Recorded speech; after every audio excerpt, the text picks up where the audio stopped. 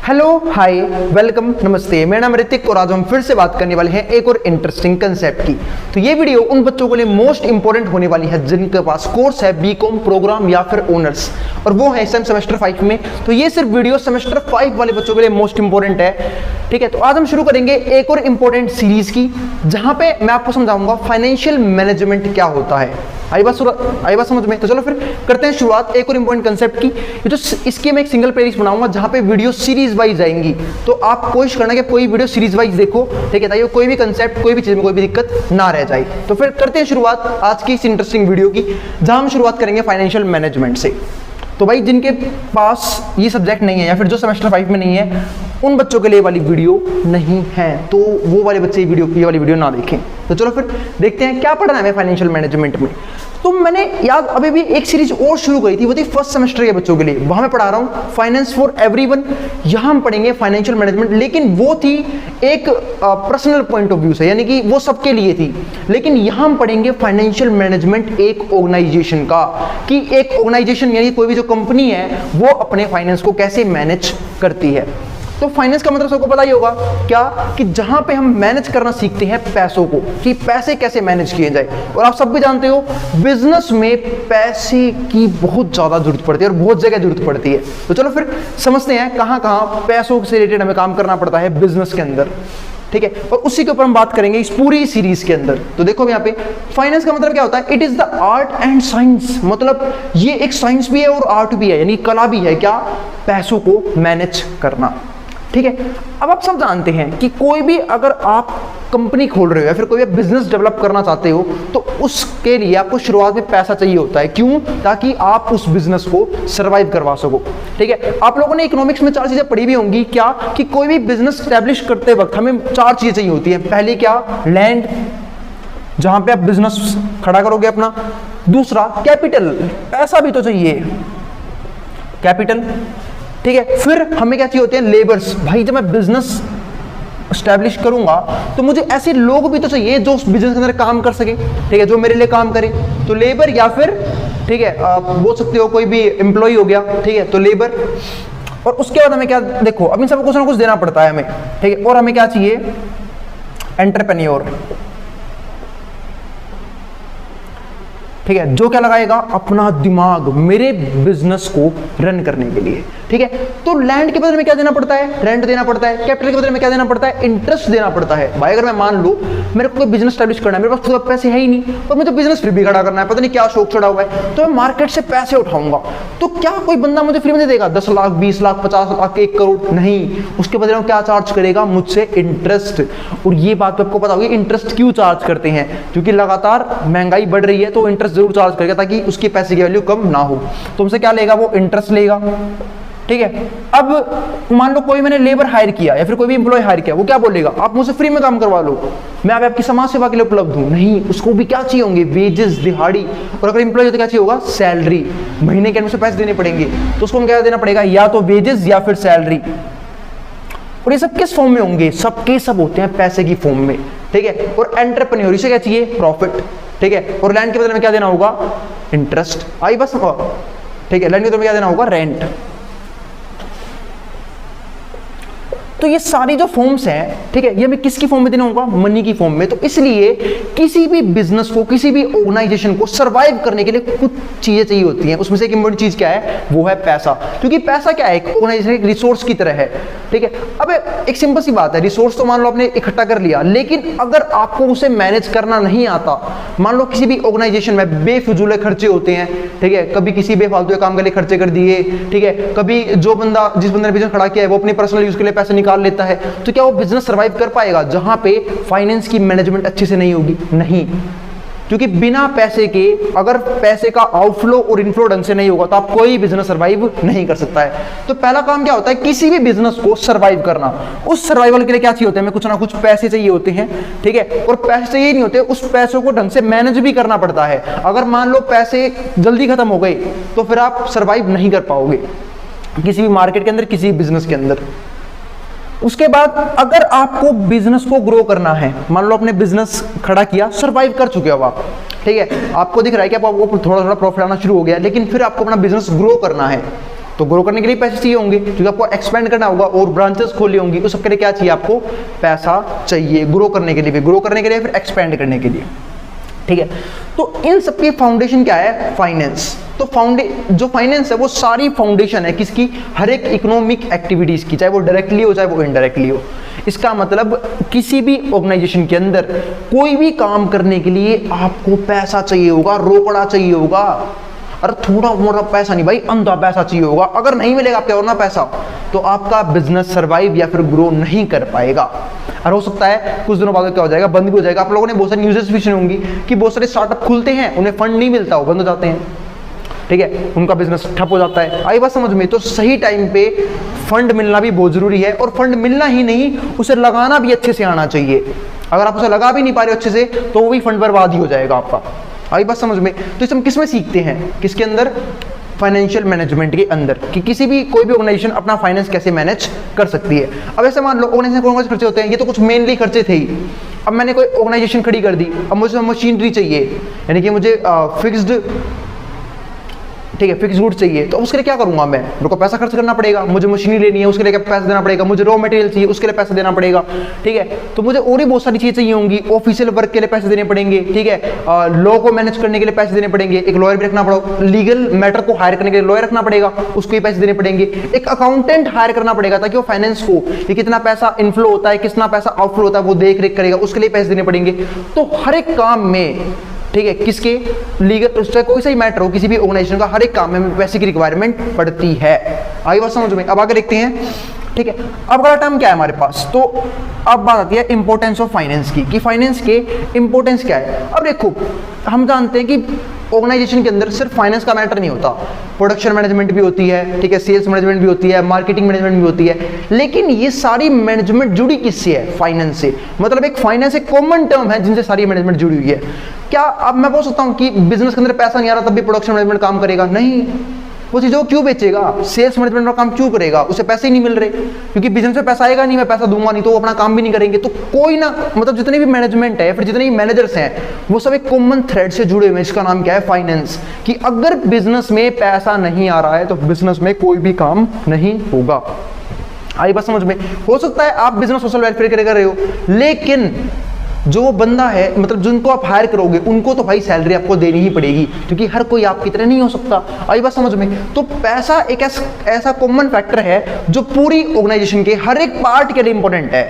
चाहे वो बंदा किसी भी डिपार्टमेंट में काम कर रहा हो, चाहे वो फाइनेंस रिलेटेड काम कर रहा हो, चाहे वो ना कर रहा हो, ठीक है, लेकिन वो कहीं ना कहीं फाइनेंस से जुड़ा हुआ है।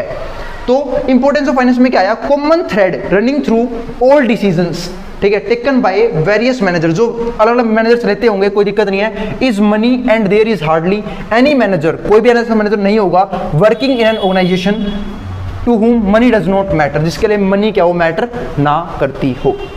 आई बात समझ में? ठीक है, चलो फिर अब आगे चलते हैं। Financial management. फाइनेंशियल मैनेजमेंट का मतलब क्या होता है? कि आपको देख रेख करना होगा किसका? पैसों का, ठीक है, पैसों का हिसाब किताब सही से रखना होगा। क्या फिजूल खर्चे होते हैं या नहीं होते, कितना इनफ्लो है कितना आउटफ्लो है, ठीक है, बिजनेस में पैसा लगातार आ रहा है या नहीं आ रहा, ठीक है, क्या वो पैसा आ भी रहा है तो क्या हम उसे बचा पा रहे हैं, क्योंकि बिजनेस में हम लोग रिजर्व वगैरह ही मेंटेन करते हैं ताकि बिजनेस में फ्यूचर में कोई भी दिक्कत, अगर अप्स एंड डाउन आए तो उसे कवर कर सके। मान लो फ्यूचर में कोई दिक्कत आ गई, ठीक है, और मेरे पास रिजर्व्स नहीं है, पैसों के फंड्स नहीं है उस टाइम पे, तो मैं वो अपॉर्चुनिटी मिस कर दूंगा। क्योंकि बिजनेस में दो चीजें बहुत कॉमन देखी जाती है, एक क्या? अपॉर्चुनिटी यानी कोई मौका, दूसरा क्या होती है? थ्रेट्स, ठीक है। थ्रेट क्या? कोई भी दिक्कत आ गई मार्केट में, जैसे मान लो कोविड का टाइम आ गया था बीच में, ठीक है, वो क्या था? थ्रेट था बिजनेसेस के लिए, जिसमें बहुत सारे बिजनेसेस बंद भी हो गए। क्यों? क्योंकि उनके पास सही टाइम पे सही फंड्स नहीं थे या फिर सही मैनेजमेंट नहीं थी इन चीजों की, ठीक है। लेकिन बहुत सारे बिजनेस ग्रो भी कर गए। क्यों? क्योंकि उनको पता था ऐसा फ्यूचर में कुछ भी हो सकता है कभी भी, कि जिस टाइम हमें पैसों की रिक्वायरमेंट पड़ जाए, ठीक है, तो उसके लिए सब क्या करते थे? अपने रिजर्व बना के चलते थे कि कभी भी जरूरत पड़ेगी तो हम उस पैसे से उस टाइम में सर्वाइव कर लेंगे जब सारे बिजनेस क्या हो रहे होंगे? रो रहे होंगे या फिर बंद हो रहे होंगे। आई बात समझ में? तो चलो फिर, तो यही हमारा क्या है? Financial management. तो फ्लो ऑफ फंड्स ये में देखना पड़ता है इन अ फर्म, ठीक है, and it deals with financial decision making of firm.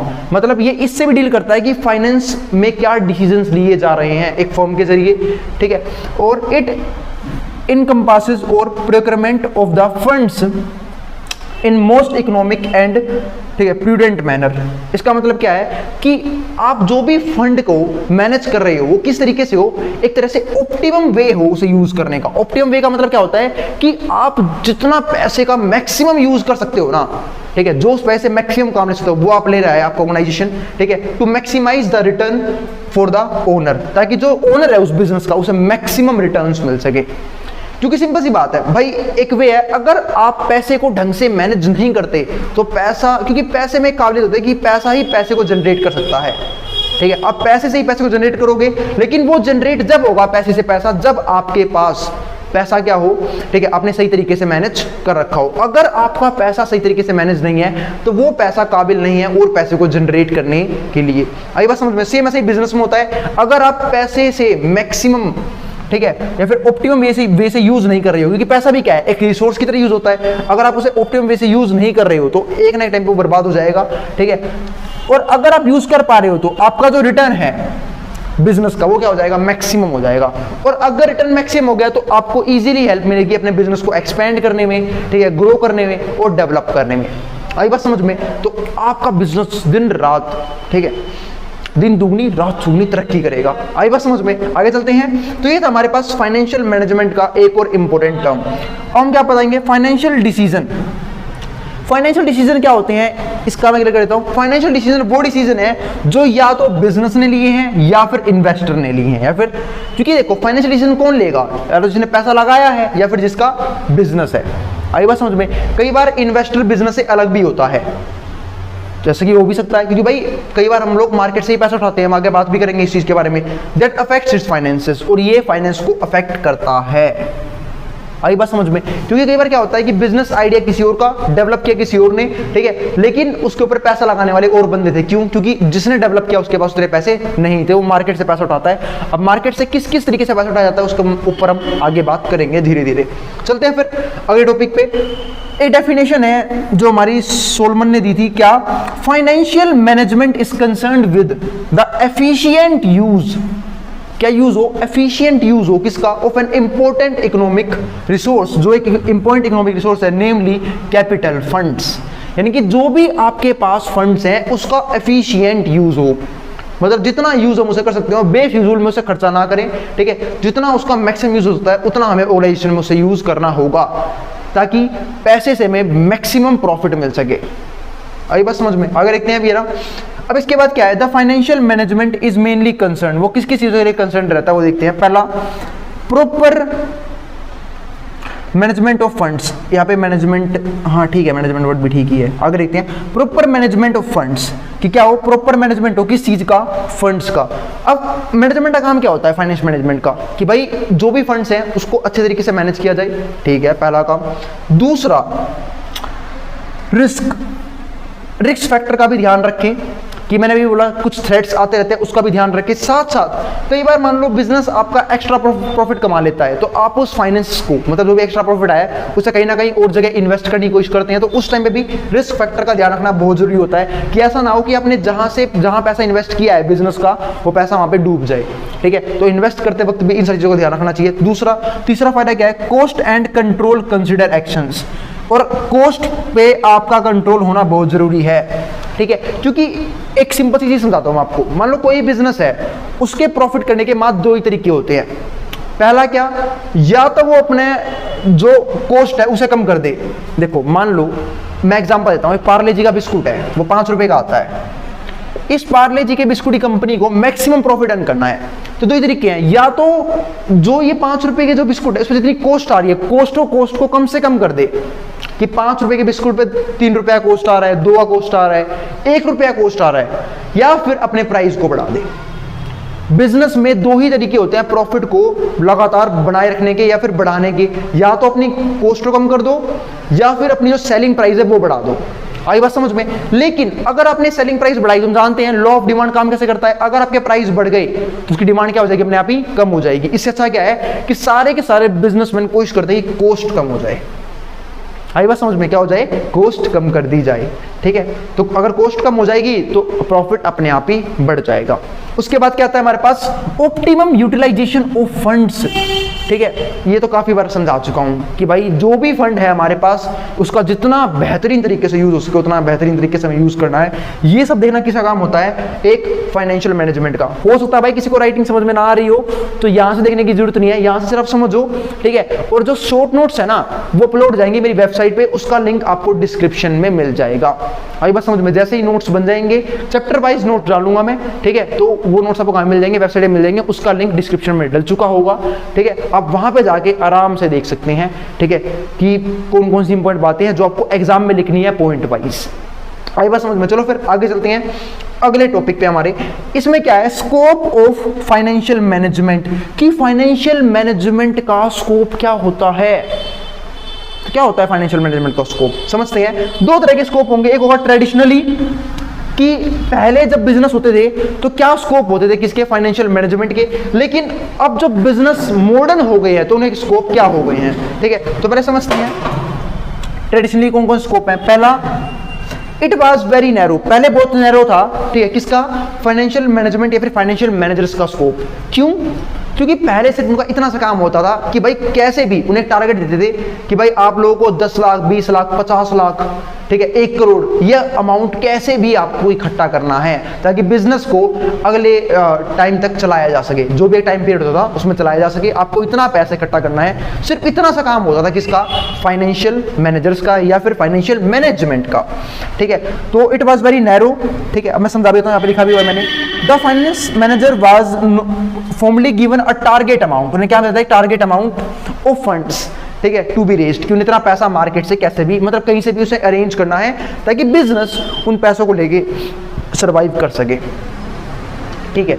अब तो पहला काम क्या है, अरेंजमेंट ऑफ फंड्स, तो वो तो हम समझ गए कि भाई पहले सिर्फ इतना सा काम है। पहले के जमाने में होता था ऐसा, अभी नहीं होता। पहले जो मुनीम होते थे ना, ठीक है, पुराने जमाने में, ये लगा लो 1930-40 के आसपास, उनका सिर्फ इतना काम होता था कि कैसे भी हाल में बिजनेस को जितना पैसा चाहिए वो उन्हें अरेंज करके दे, चाहे वो बिजनेस के प्रॉफिट से हो, चाहे वो मार्केट से उठा के दे, ठीक है, चाहे वो बैंक से ले, कहीं से भी ला के दे, पर वो उतना पैसा उन्हें प्रोवाइड करे। आई बात समझ में। अब वो पैसा कहाँ से आ सकता है, यानी कि अरेंजमेंट ऑफ फंड कहाँ से हो सकता है। एक होता है फाइनेंशियल इंस्टीट्यूशंस, आप लोगों को याद होगा फिलहाल में फाइनेंशियल इंस्टीट्यूशन बहुत सारे हैं, जैसे कि जितने सारे बैंक है हमारे सारे क्या है, फाइनेंशियल इंस्टीट्यूशंस हैं, ठीक है। गवर्नमेंट्स के बैंक है वो भी किस में आता है, फाइनेंशियल इंस्टीट्यूशन में आता है। आरबीआई हो गया, ये भी क्या है, फाइनेंशियल इंस्टीट्यूशन है। तो यहाँ से आप लोन ले सकते हो अपने बिजनेस को चलाने के लिए। दूसरा, कैपिटल मार्केट से पैसा उठा सकते हो। कैपिटल मार्केट यानी कि भाई जो भी प्राइवेट प्लेसेस हैं जहाँ पे आप लोगों से पैसा लो, या फिर शेयर मार्केट वगैरह आपने सुना होगा, ठीक है, इन्वेस्टमेंट के जरिए जो पैसा ले सकते हो, तो हम क्या बोलते हैं, कैपिटल मार्केट। आई बात समझ में। तीसरा, legal and accounting relationship between firm and it's sources of funds. इनका एक काम और था, वो क्या, एक तो लीगल और दूसरा अकाउंटिंग, यानी कि वकील का काम भी यही करते थे और अकाउंटिंग मैटर यानी कि मुनीम का काम भी यही संभालते थे पहले के फाइनेंशियल मैनेजर्स। इनका काम क्या था कि लीगल और अकाउंटिंग रिलेशनशिप किसके बीच में, एक तो कंपनी के बीच में और जो जिनसे आपने फंड्स उठाया है यानी कि सोर्सेज ऑफ फंड्स, उनके बीच में इन मैटर्स का ध्यान रखे, कोई मैटर बिगड़े ना, कंपनी में कोई बात ना आ जाए, पता लगे लोन की ड्यूरेशन कुछ और थी, आपको पता थी नहीं, बैंक आया, आप ही कंपनी को सील करके चला गया। आई बात समझ में। तो ये सारे लीगल मैटर्स और अकाउंटिंग मैटर्स देखना इनका ही काम था, ठीक है। तो हमने समझ लिया कि फाइनेंशियल मैनेजमेंट का स्कोप क्या था ट्रेडिशनल, यानी कि पुराने के जमाने में, पुराने जमाने में फाइनेंशियल मैनेजर्स का क्या काम था। आई बात समझ में, ना के बराबर काम था, बस पैसे अरेंज किए, बस काम खत्म। आगे देखते हैं लिमिटेशंस क्या थी इनकी ट्रेडिशनल अप्रोच की। पहला, फाइनेंस मैनेजर जो है, ठीक है, वो कभी भी इंटरनल डिसीजन लेते ही नहीं थे, उन्हें मतलब ही नहीं है कंपनी में क्या हो रहा है, भाड़ में जाए, ठीक है। जितना पैसा उन्हें बोला जाता था कि हमें इतना पैसा चाहिए, उतना पैसा उन्हें अरेंज करना होता था, चाहे वो प्रॉफिट के थ्रू करे, चाहे मार्केट से करे, चाहे कैसे ही करे, बस इन्हें कोई मतलब नहीं है अंदर कोई लूट खसोट मचा रहा है, अंदर से कोई पैसे निकाल के ले गया, ठीक है, बिजनेस से पैसे बाहर कर दिए किसी भी तरीके से, कोई मतलब नहीं है उस चीज से। आई बात समझ में, पैसा कहाँ जा रहा है इन्हें घंटा फर्क नहीं पड़ता उस बात से। आई बात समझ में। तो ये हमारा क्या हो गया, फाइनेंस, पहला limitation, finance manager does not take internal decision, वो कोई भी इंटरनल डिसीजन लेते ही नहीं है। दूसरा point, finance managers not manage non corporate organisation, वो नॉन कॉर्पोरेट ऑर्गेनाइजेशन को मैनेज करते ही नहीं थे। मतलब जो कॉर्पोरेट, मतलब जो रजिस्टर्ड कंपनीज हैं उनको ही सिर्फ मैनेज करेंगे, बाकी से कोई मतलब ही नहीं है। नॉन कॉर्पोरेट ऑर्गेनाइजेशन को मैनेज नहीं करते थे क्योंकि फंड्स में क्या हो रहा है, कंपनी लॉस में जा रही है, प्रॉफिट में जा रही है, क्या कर रही है, कुछ मतलब नहीं है। तीसरा, day to day financial problem से इन्हें कोई मतलब नहीं है। ठीक है, day to day financial problem से इन्हें कोई मतलब नहीं है। एक सिंपल सी बात है यार, जब day to day financial problem ही कंपनीज सोल्व नहीं कर पाएगी तो सिंपल सी बात है लॉन्ग टर्म फाइनेंस को कैसे मैनेज करेगी। मैं आपको एग्जांपल देता हूं, मान लो मैंने कोई गोल रखा अपने फ्यूचर के लिए, तेरा भाई 30 साल में इतने पैसे छाप देगा, ठीक है, इतने पैसे हो जाएंगे मेरे पास, और मैं डेली बेसिस पे कुछ कर ही नहीं रहा, मंथली बेसिस पे कुछ कर ही नहीं रहा, और सोच रहा हूं कि वो हायर टारगेट अचीव हो जाएगा। पॉसिबल ही नहीं है। ठीक है, मैं चाहता हूं मेरे पास 10 साल बाद 1 करोड़ रुपए हो, ठीक है, और मैं बचा 1 रुपया भी नहीं रहा, सारे पैसे उड़ा रहा हूं, उल्टा कर्जे में और बैठा हुआ हूं, तो कहां से बचेंगे 1 करोड़ रुपए? आई बात समझ में? तो एक दिन में कुछ नहीं होता अगर day to day problem resolve नहीं हो रही है। तो एक सिंपल सी बात है, कंपनी लॉस में रहेगी हमेशा। ठीक है, उसके बाद आगे क्या देखते हैं, फिर चाहे तुम कितना ही पैसा लगा दे फाइनेंशियल मैनेजर्स, ठीक है, और company did not receive much attention, इन्हें ज्यादा अटेंशन भी नहीं मिलती थी। इनका मोस्टली फोकस किस पे था? लॉन्ग टर्म फाइनेंसिंग पे। वो मैंने समझाया ना अभी, इन्हें 10 साल बाद का देखना था, लेकिन प्रेजेंट में ये कुछ उसके लिए कर रहे हैं या नहीं कर रहे, इससे उन्हें कोई मतलब नहीं था। और जब आपको आपके डेली बेसिक पे, वीकली बेसिक पे, मंथली बेसिक पे गोल अचीव नहीं हो रहे हैं तो आप 10 साल बाद का कैसे सोच सकते हो? आई बात समझ में? तो ये था हमारे पास फाइनेंशियल मैनेजमेंट की कुछ बेसिक सी बातें, ठीक है, कि कंपनी फाइनेंस का क्या करती है, कैसे यूज करती है, ठीक है, और क्या क्या दिक्कतें आती हैं फाइनेंस को यूज करते वक्त, और फाइनेंशियल मैनेजर का क्या काम होता है। तो हमने फाइनेंस को लेके कुछ बारीक सी बातों को समझा, ठीक है, जो सबको पता ही होगा ऑलमोस्ट। तो ये था हमारे पास फाइनेंशियल मैनेजमेंट की पहली वीडियो, जहां पे हमने इसके बेसिक कंसेप्ट यानी कि इंट्रोडक्शन को समझा। अब धीरे धीरे इसके बहुत सारे पॉइंट ऑफ व्यू आएंगे निकल के इस चैप्टर के अंदर, ठीक है, इस चैप्टर के अंदर ही बोल रहा हूं और इस पूरे कोर्स के अंदर। आई बात समझ में? और सबको धीरे धीरे कवर करेंगे। उम्मीद है आपको वीडियो पसंद आई होगी। तो अगर वीडियो पसंद आई हो तो वीडियो को लाइक करना और चैनल को सब्सक्राइब करना बिल्कुल मत भूलें, ठीक है। और फिर भी कोई क्वेरी, कोई डाउट रह जाए तो नीचे कमेंट बॉक्स खुला हुआ है। हाँ, किसी को कोई पर्सनल अटेंशन चाहिए बिल्कुल कि हाँ भैया डायरेक्टली भैया से ही पूछना है, ठीक है, कमेंट बॉक्स में कमेंट करना ही नहीं है, तो वो जाके मेरे इंस्टाग्राम का लिंक चैनल के डिस्क्रिप्शन में है या फिर वीडियो के डिस्क्रिप्शन में भी डाल दूंगा मैं, अब वहां पे जाके मुझे फॉलो कर सकते हैं। आई बात समझ में? तो चलो फिर मिलते हैं अगली वीडियो में। जिसको जो उतारना है, स्क्रीनशॉट लेना, वो ले सकता है मेट्रो बोर्ड के सामने से, और इसके नोट्स की लिंक भी आपको चैनल के डिस्क्रिप्शन और वीडियो डिस्क्रिप्शन में मिल जाएगी। आई बात समझ में? यानी कि वेबसाइट की लिंक, वहां पे जाके आप आराम से इसके नोट्स पढ़ सकते हैं चैप्टर वाइज। जिसको जो उतारना है वो उतार सकता है।